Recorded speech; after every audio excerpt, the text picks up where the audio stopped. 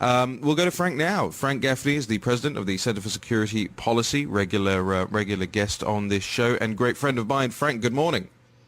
Good morning, Raheem. Good to be with you. I thought you'd get a kick out of that conversation as well, Frank. I did. I mean, again, a lot of common sense from the Breitbart audience. I think it's needed in these times, and I believe that the characterization that I heard you and Steve and now your guest, the caller, give you all a sense of this extraordinary time we're in which the media is a combatant. And whether it's on this side of the pond or that side, it has an agenda. The agenda is pretty clearly anti-Trump, to the extent that he is president of the United States. One might even say it's anti-American, especially across the pond. And I worry that, as you and Steve put your finger on it, I think we're watching the new generation, the coming generation of monarchs deciding already, even before they take the throne, to become partisans in a very political sense in the UK, and it will change, it seems to me, both the monarchy and the British body politic. Well, I'm grateful that I don't think Harry will ever make the throne. He will miss out. I think it will go Charles, William, and down that line. But at the same time, look, we used to royal pains in the neck in the United Kingdom, and we weigh it up as, well, actually the whole institution does more benefit than it does bad. But we've had these problems before, and dare I say to this audience, we've had our problems with Americans trying to join the royal family before as well, Frank. And I think hasn't ended well. It did not end well, and I think this Meghan Markle thing is going to end just as badly, quite frankly. Look, Frank, you're not on to talk about the royal family. We love to have you on to do bigger national security stories than Harry being a buffoon, even though that might endanger our national security in England. Frank, what do you think are the foreign policy and national security priorities for this president as we approach the new year? I'd like to think that they are pretty much what he laid out in his national security strategy in the past fortnight, Raheem, and those seem to me to be, by and large, dealing with the various actual and emerging threats that we're facing from Russia, from China, from North Korea, from Iran, and of course Iran is a subset of the larger problem of Sharia supremacism. My words, not his, but he did use the word Sharia. Those are the sorts of challenges that I believe will consume this presidency, and probably, at least in some of those cases, depending on what is done in this presidency, many administrations to come, just as this president is now reaping the whirlwind of the behavior or conduct or simple malpractice of previous administrations, both Republican and Democrat, in dealing with these sorts of threats. He's also, I think, announced several different priorities in terms of what has to be done about them, and notably, one near and dear to my heart is restoring the practice of peace through strength, which he appreciates is going to require the sort of investment we haven't seen since I was in the government back in the Reagan administration, Raheem, with nuclear forces and missile defenses and conventional forces and an industrial base buildup. And it's an extraordinarily challenging task, given the neglect, the malign neglect, particularly in the case of the Obama years, to which most of those kinds of capabilities have been subjected. So he's got his work cut out for him. I hope he will do two things. One is stick to the program. It's pretty much what he laid out as a candidate, and I think it's the right kind of agenda. And secondly, surround himself as he did not, alas, during his first year in office, with people who share his commitment to execute that strategy. I think he lost a year, frankly, and it's a terrible tragedy because I don't know that we'll get it back.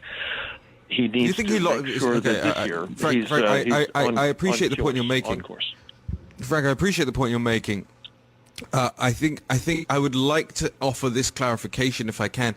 Do you think he lost a year? Because I think he almost lost a year, and I think there was a lot of things that he did right enough that it wasn't a full year lost, even in the national security environment. I mean, the national security strategy, I'm sure you'll agree, was pretty excellent, right? No, I think I just said that, Raheem. What I'm saying is that the difference between laying out a plan, articulating it pretty well, as I think he did during the campaign, and its execution is, as Mark Twain used to say, the difference between lightning and lightning bugs. You've got to fulfill those plans if they are to be the credit to you that they should be. And look, I don't mean to suggest that the president didn't do anything right, or for that matter, that this national security strategy wasn't developed under the oversight of the people who failed to execute on the campaign plans. I think give H.R. McMaster his due. He did come forward with this strategy that was very much at odds with what he believes, I believe, in a lot of cases, and certainly what he did during his first year in office. But I hope this is coming to an end, and that the president will be served in the next year and going forward, for that matter, by people who both support him and who want to see his vision for a peace through strength strategy faithfully executed and not undermined or at least slow-walked in a way that has made it less than it needs to be in such a dangerous world. Absolutely. I think it's interesting how you have people now talking about departing. Dina Powell, one of those people. Frank, any insight onto that, and any insight into who you think should follow?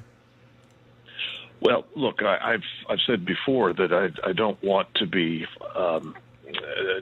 damning their chances by making an endorsement, but I think it's no secret that most people who voted for Donald Trump, who are concerned about and committed to his vision of a Make America Great Again national security strategy, think very highly of John Bolton. And I pray that he will be prominently featured in the next year of this administration. I believe he should be the national security advisor to the president. Frank, what do you make of this? There's the latest breaking story at the moment. Russia is offering to mediate between the United States and North Korea. Is that just a heckle? No, look, I think you're going to see a lot of this in the next year. Roughly the same time, the Chinese have announced that they're going to try to broker some sort of peace between Afghanistan and Pakistan. Pakistan, of course, has been incredibly aggressive in undermining Afghanistan for years, and there's no love lost between them. So this is not likely to work out, is my guess. But China does have influence with them, as Russia does with North Korea, to be clear. I think you'll also see the Russians trying to insert themselves as the arbiters of peace deals in other parts of the world, notably trying to fill what Mahmoud Abbas of the Palestinian regime declares is an end to American mediation there. Again, I don't think that any of these opportunities will really translate into peace, because I don't think that anybody can actually trust the Chinese or the Russians.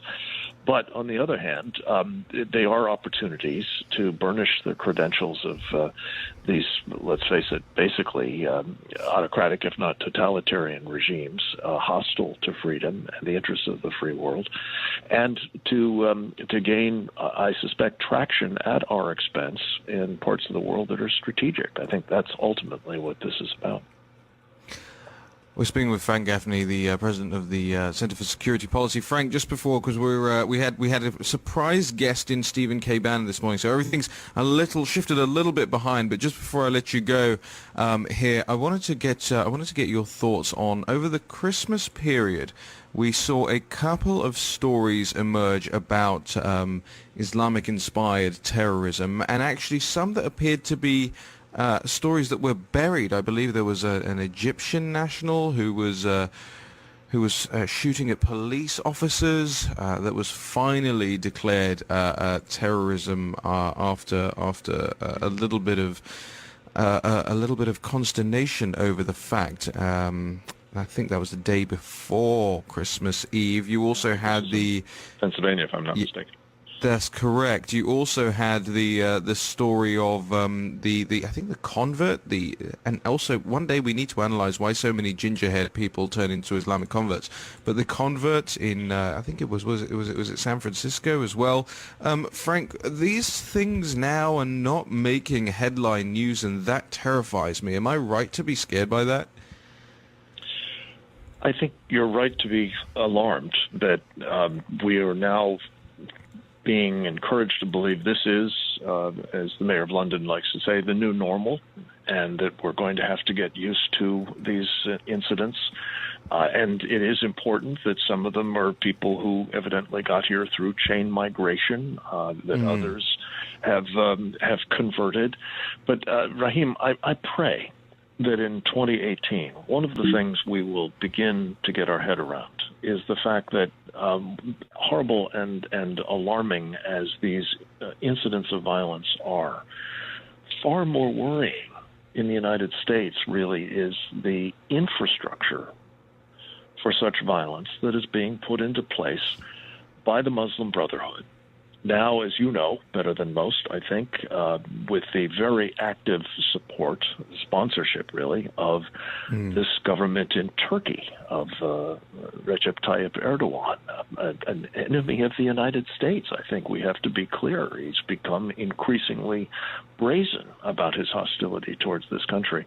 And that's the thing that I think you're going to see a lot more of, is these ginger-headed and others coming forward to engage in violent jihad. And we have got to be looking to the mosques. We've got to be looking to the cultural centers. We've got to be looking to the front groups. We've got to be looking at the Muslim Brotherhood more broadly about to understand whence come these threats, both violent and pre-violent. Frank Gaffney, president of Center for Security Policy. You can check out all of their work at securefreedom.org. Frank, thank you for joining us here, as always, on Breitbart News Daily. It's always a pleasure. Happy New Year to you, Raheem.